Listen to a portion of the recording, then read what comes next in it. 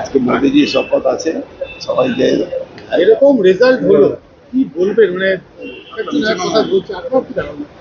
Result তো আহ, জোর করে ভোট করানো, জোর করে গুনতি করানো, অবজারভার গুলো পয়সা নিয়ে বিক্রি হয়ে গেছে, এরকম অনেক রকম তথ্য আছে। বিজেপির অনেক নেতা, বর্ষিয়ান নেতা, অনেক সিনিয়র নেতা, তারা বলছেন যে দলের কোথাও কৌশলগত ভুল ছিল। আমি এটা বিশ্বাস করি না। দলের কর্মীরা যথেষ্টভাবে কাজ করেছে। যারাই এটা বলছেন, আমার মনে হচ্ছে এটা পাবলিকলি না বলাই উচিত। নিজে আমি কি করতে পেরেছি বা ইলেকশন কমিশনের ভূমিকা নিয়ে অস্পষ্টভাবে সারা বাংলার মানুষ দেখেছে, সেটা নিয়ে না বলে দলের মধ্যে দলের কথা বলার, আজ উচ্চ নেতৃত্বের সঙ্গে কথা বলবেন?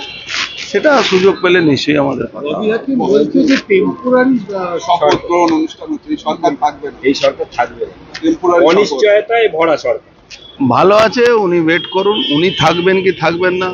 মোদিজি থাকবেন এটা নিশ্চয়ই, উনি থাকবেন কি না থাকবেন, উনি কবে ভিতরে যাবেন এটা নিয়ে উনি চিন্তা করুন, আমাদের নিয়ে চিন্তা করতে হবে।